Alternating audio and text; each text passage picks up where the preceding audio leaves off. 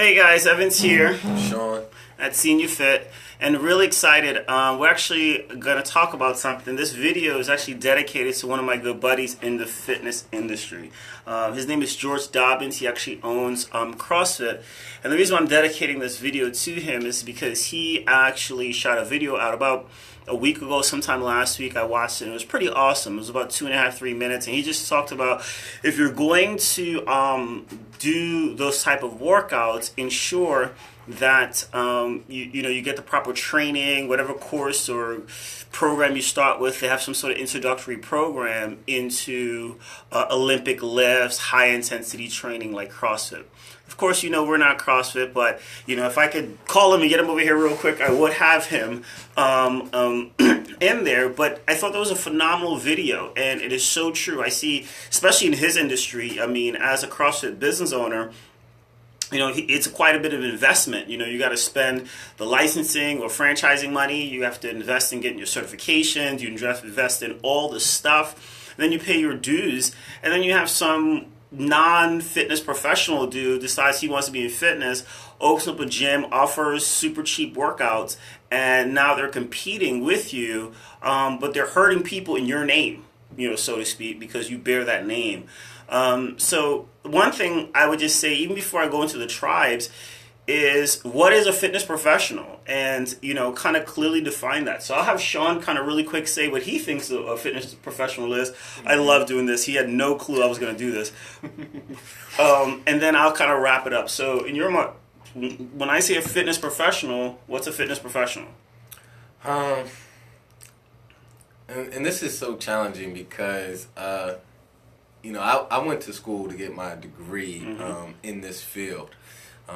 And get certified in this field to become, in my mind, a fitness professional. And no shame on none of my friends or nothing like that, but they went through the process of getting an overnight degree. Certification, yeah. And overnight certification, and it just. Do you consider that? I don't know. Hold on a second. I'm live. Do you consider that like a professional? If you went and got a certification, I'm not talking about like an ACM certification or one of the top 3 certifications, but I'm talking about just a regular certification that you can probably just pass in a weekend because they have some out there, And and you go from knowing what to do on yourself to know clients to now be able to say, I know what I'm doing. And I don't consider that, a professional. I don't see how can you be a professional if that's the route you went. Absolutely. So, and Sean, the reality, if someone is a professional, they're investing. So you'll see that they have things like a business license. They have, they have certifications, and I am a big fan of the big 3. ACSM, NASM, and ACE are like the big 3. They're national certifications. I could write a certification here, and not that I won't have a measure of value that I add, but the weight only goes as far as my name goes, so that's not legit, but if someone's really looking to be a professional in the industry, then they're going to get one of those certifications, or they're going to go to school like Sean did and invest that time to know, if they're a fitness professional, they should have a good grasp on anatomy, physiology, but when someone's looking for a trainer, a lot of times you see some guy on Instagram who may have really good genetics or a good workout routine, and and like, oh, can you train me? Well, just because someone else's body looks good doesn't mean that they qualify to handle you and your body. So that's really, really important to do that. So ensure that the person has the credentials, they have the qualifications, they have, all those kind of things in place, and they have a sound program design, So that's, a lot of times people don't want to ask that because they don't want to be offensive, but it is your money that you're spending. So it's like, hey, how would you work with someone like me? And as a professional, I should be able to answer that without giving away a secret sauce or something like that. But I should have a systematic process in which I take a client through to ensure that they have a safe progression towards their goals. Because I hear it all the time. I have several chiropractors that have been clients of mine over the years, and they're like, man, they love, and they'll list out a type of training style because that's what keeps your business open. Orthopedic surgeons, they go, oh, I love this, because it keeps my business open, which is kind of messed up, but, they're being facetious, but it's a reality that people sometimes go out there and they're not working with professionals and they get injured.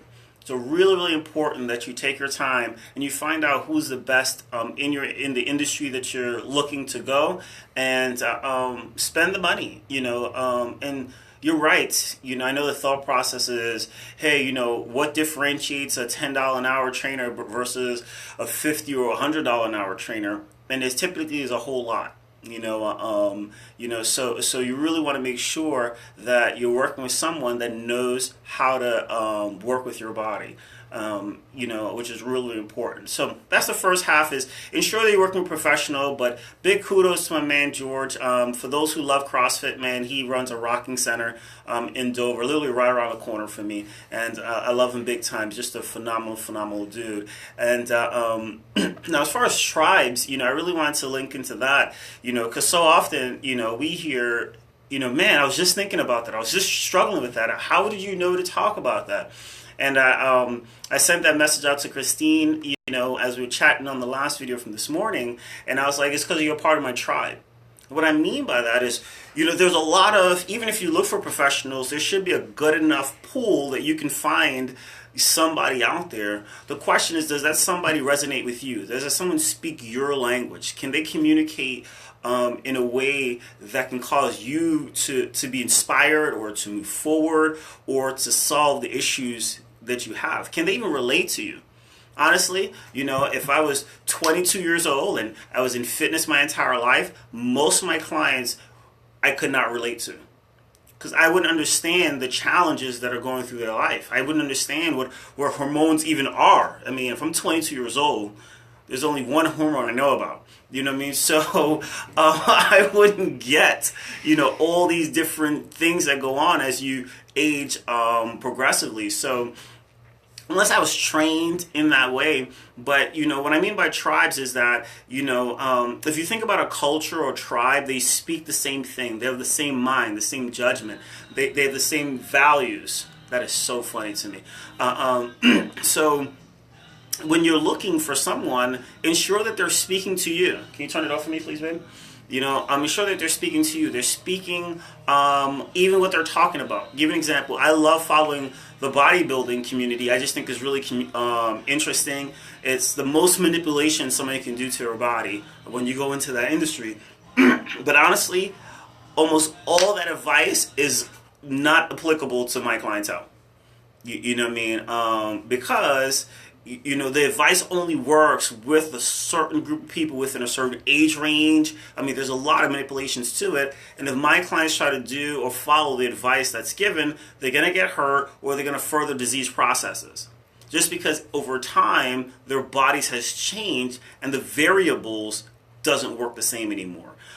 So as you're looking for a professional, as you're looking out there, look at their blogs, look at their posts, look at their newsletters, look at all the things they're putting out. And the question is, not are they just talking about weight loss, because we all do. Are they talking to you? Are they speaking in the words you would even use? You know what I mean? Are they understanding what the struggle is, so to speak? And so I give an example. Very common within my tribe is, between 2 or 4 o'clock, you get that energy crash. Very common. Most of my clients, I'm not the first stop. So I get it. If somebody walks in here and they're 21 years old and they want to lose weight, and it's their first attempt to lose weight, very few of those people decide to move forward with us. We get, our outliers, but most of our clients, they've already done the fad dieting. They already did, who in so-and-so's gym. They already did all these different programs, and they're looking for someone who is down with the idea of permanent solution.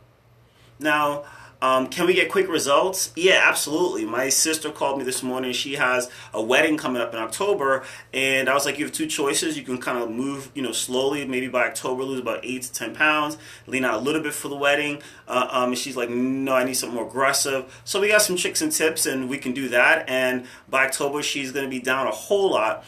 but she's going to regain half of that, and we're expecting that, and then we'll cut again into her next wedding that she's going to be in May, and she'll be able to sustain that, as long as she desires. But that's a very small percentage of the people we work with. Most of our clients have gone through I've tried this already, I've drank this, I've done that. I don't want it necessarily quick, even though we all want it as quick as we possibly can have it, but I want it forever. I don't want to battle the biology anymore. I don't want to feel sluggish. I don't want to be weak. I want to be strong. I want to have these objectives, and I want somebody to understand that I'm a busy professional. I got stuff going on, and I can't be in the gym 5, 8, 10 hours at a time. I know people, there's one guy's like, man, you're just giving excuses if you can't work out 2 hours a day. And I'm like, yeah, my excuse is called work, and kids and social responsibilities, what I mean? My bad. I didn't know I was full of excuses. I thought I was like eating and feeding my family and being productive. But when you're 22 years old and you still live in your parents' house and you have to pay bills, then you can spend 2 hours in the gym. But when you're older than that and you have other responsibilities, that's not going to work. So those are like the languages that we communicate, and the people who are part of our tribe value that. They value what their health is now. They value, the changes that may be going through their bodies. They're valuing education. Now they want to know why. They've already gone through, just take this, it'll be good for you. They want to know why. And so we build our program heavy on the education side because that's what I'm about, and our tribe likes to know. They want to understand what's important to them. So just wanted to, hit those two things really quick over lunch, but I thought about it, and I was like, let me get it out while it's fresh on my mind. Typically, at least about twice a week, we'll do something around lunch to communicate, and today I was like, let's talk about this idea of tribes, and that's the reason why we can communicate your language, because you're already part of our tribe. And I mean, part of our tribe are some people that are CNUFIT clients already, and some parts of our tribe are not even clients yet, but they're still part of our tribe. They still speak, in our language. They still want the same kind of end goal. They want permanent, sustainable fat loss, and they want to work with professionals that are educated, that understand what their body's about. So, super excited to share with you guys. Again, I'm Evans here at CNUFIT. Sean. We'll talk to you soon. Have an awesome day. I forgot to tell you this morning, remember, you control it. Talk to you soon. Bye-bye.